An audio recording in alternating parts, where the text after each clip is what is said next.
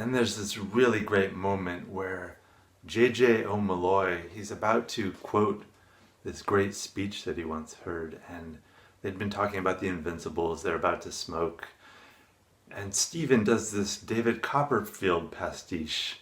I have often thought, since I'm looking back over that strange time, that it was that small act, trivial in itself, that striking of that match, that determined the whole aftercourse of both our lives.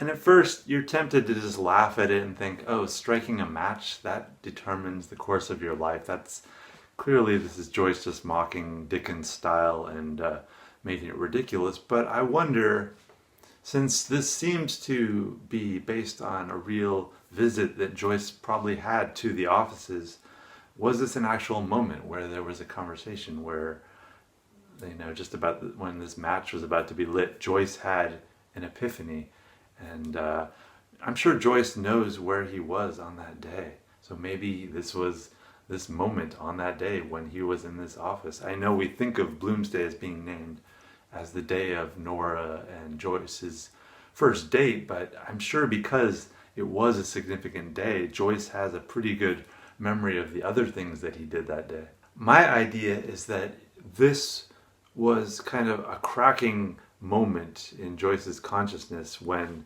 he realized that he could not just become a newspaperman. He could not do anything except follow his highest art.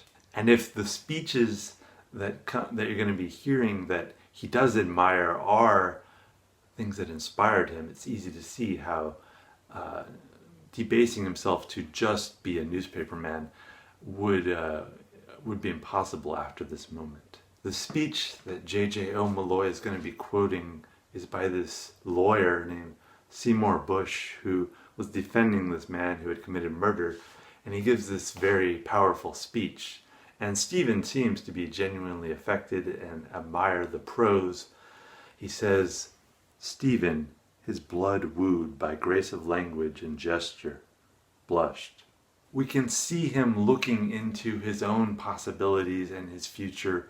Will it be literature? Will it be politics? Will it be law? We've seen that they want him for the press gang to work as a journalist, but he has chosen a different path to go outside this machinery of interchangeable parts, interchangeable thoughts, and interchangeable prose into making his own language that we'll see even more in his next book, Finnegan's Wake. Then J.J. O'Malloy asks Stephen, how does Stephen know this guy, George Russell? He's a pretty well-known poet, a real person, who wrote under the name A.E. And I guess A.E. had given an interview with some American saying, referring to Stephen, but not using his name, but saying that he had come to his house late at night or something and trying to find truth from him. And this part, when Stephen learns that A.E. had been talking about him, is great. He goes, speaking about me? What did he say? What did he say? What did he say about me? Don't ask. Then another great speech is quoted, this time by John F. Taylor. This time it's talking about more Irish nationalism related issues. And he compares Ireland to Moses not succumbing to Egyptian culture and ways. I think it's very worth looking at these speeches that Stephen seems to admire, because I think Joyce admired them.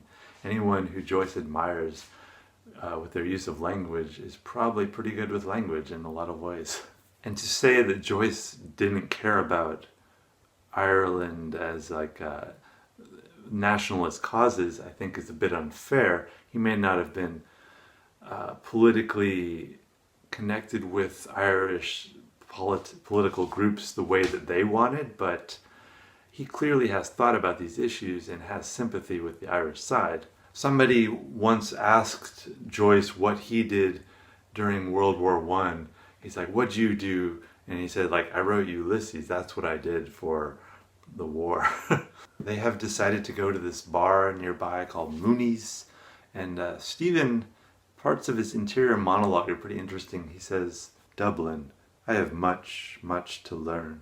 There's such a contrast between his interior ideas and how he presents himself. And we get kind of a tongue-in-cheek reference to Dubliners.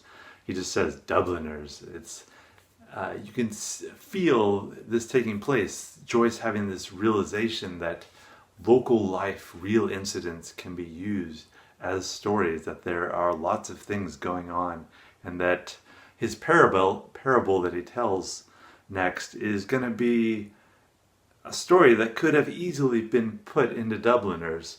It's possible that maybe Joyce wrote an early draft of this story, for all we know. I don't know. They get out to Abbey Street. You can see the map here. They're heading to Mooney's Pub over here. My version has a typo. There should not be a dash before Mr. Bloom, etc. As the group of men are moving along, Bloom is coming out of the auction house, heading towards them, and he's like, "Oh, can we settle this issue between Keyes and Crawford?" The editor is like, "No, you can kiss my ass. You can kiss my Royal Irish ass." So Bloom, like Odysseus, is not going to get what he is after today. He will be once more cast into the sea of uncertainty. Stephen, meanwhile, has launched into telling Professor McHugh this parable about these two women. They are in their 50s, I think 50 and 53. They are heading up to the top of Nelson's Pillar. They want to see the view they've never been. So they get some money together, they get some bread that they purchase, and they buy some plums, 20 plums. And they pay their admission and they start climbing the staircase up to the top of the tower. And it's pretty dark in there. I think there's just like slits to let light through. As Stephen talks, he mentions a street, and that neighborhood makes him recall a prostitute. Damp night reeking of hungry dough. Against the wall, face glistering tallow under her fustian shawl. Frantic hearts. Akashic records. Quicker, darling! Anyways, the two women who are referred to as Vestal Virgins, they get to the top of this tower, and they're eating their pits, and they spit them out between the railings, as they look across the city. But their necks are sore, they can hardly move and look all the way up or down. They're just old and kind of exhausted and spitting out their pits. So what does this story mean? As a newspaper story, I think it would not fly, and I think that it definitely shows that Stephen's ideas and perceptions about how to frame a narrative are very different from the commonplace as we see with Dubliners, those stories, and with Ulysses itself. Joyce is always moving towards showing things as they are is far more remarkable than any frame that we can put around things, neat little packages of story. As a parable, what does this story mean? I think in its most limited sense, this is these women represent Ireland, like most stories in Dubliners. This is how the Irish people live. They struggle in the dark towards some great reward at the top, be it heaven or freedom or whatever. But when they actually get there, they're so decrepit and trodden down that they can't even look up to see the face of their conqueror, this Nelson. And their view of the city is like a prison. They have this gate, and all they can do is spit out their plums. Why is there 20? I'm not sure about that. I'm sure you can take a much more existential view of this parable and see it how you want. I'll let you think about it, though. As for Stephen's title for the parable, part of it is a Pisgah site of Palestine. This is, I think, referring to Moses looking at the promised land, which he never got to arrive at. I think Pisgah was a mountain that Moses may have been on or something. Also, plums, you might want to know, symbolizes fidelity and independence, so you can take that into your equation as well. When Stephen wraps up his story, they look up, they're outside, and they look up at the actual statue. And there's a little change I noticed in the between the Little Review edition and the final version of Ulysses as it was published.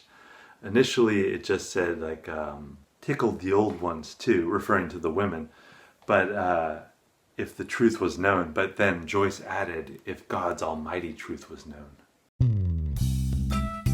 I think I've highlighted some key issues, or keys, are a key issue. Keys and matches and similarities and things matching up is something that I think you'll see a lot in this chapter. Another key idea: we mustn't be led away by words, by sound of words. I think you're also noticing maybe stories about murders and drownings are coming up quite a bit. So yes, I think this is actually a pretty great chapter. I like how relevant it is to our modern world, where, you know what rhetoric is nowadays? It's clickbait. It's trying to get people to look at things that they have no interest in, and trying to get them to think things that they might not otherwise think. So it is definitely well with us today. Everywhere you see, it's just, our world is pure clickbait now. By keeping rhetoric in mind and how language is used to bias us, I think is something we are constantly must be on guard against. Our economic model nowadays is based on advertising as one of the largest businesses in the world. Google, Facebook are built on advertising and getting you to buy certain things and think certain things. So yes, rhetoric is alive and well.